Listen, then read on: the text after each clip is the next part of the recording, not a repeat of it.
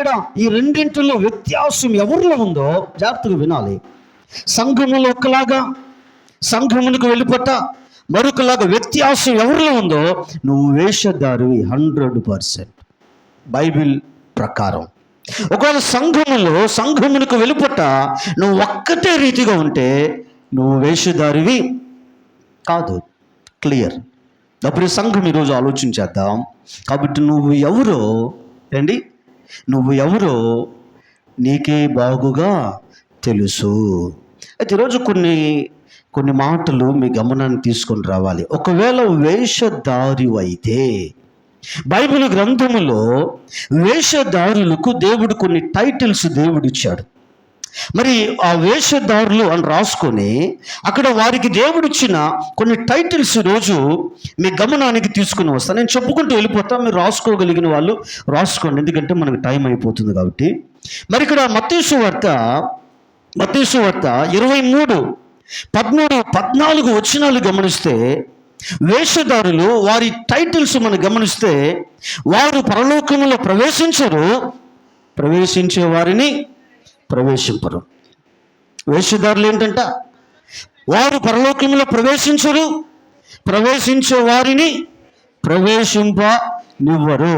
వేషధారుల్లో మొట్టమొదటి వారికి ఇవ్వబడిన టైటిల్, లేకపోతే వారికి ఉన్న ఆ లక్షణాలు. అలాగే రెండవది మనం గమనిస్తే మత్తయి సువార్త 23:24 వచ్చిన అంధులైన మార్గదర్శకులు. ఎవరంట? అంధులైన మార్గదర్శకులు. అంటే మరి అంధులైన అంటే గుడ్డి మార్గదర్శకులు వాళ్ళు. అలాగే మూడవది 23:26లో కడగబడని పల్లెము. ఎవరంట? కడగబడని పల్లెము.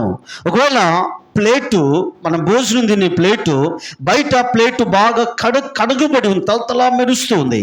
లోపలేమో వాళ్ళు భోజనం చేసి ఆ ప్లేటు కడుగులాం ఏంటి. కాబట్టి రోజు వేషధారులు కూడా అలాంటి వారే.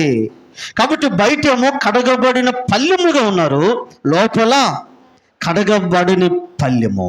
అప్పుడు సంఘమా గమనించుదాం. 23:27 సున్నము కొట్టిన సమాధి. ఏంటంట? సున్నము కొట్టిన సమాధి. అలాగే మరి ఇక్కడ మత్తయి సువార్త 15:7 మనం చూస్తే వారి పెదవులతో స్తుతిస్తారు, హృదయము దేవునికి దూరంగా ఉంది. పెదవులతో దేవుణ్ణి స్తుతిస్తున్నారు, హృదయము దేవునికి దూరముగా ఉన్నది. ఇదేంటంట? వేషధారులు, వారికి ఇవ్వబడిన టైటిల్స్ ఇవి.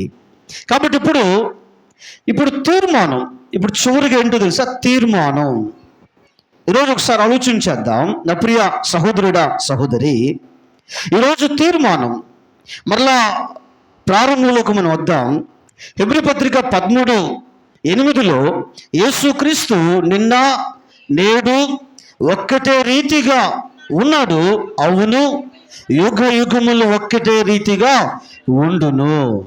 మరి మన గురువు గారు, మన ప్రభు అయిన యేసుక్రీస్తు వారు, ఆయన మనకు మాదిరి.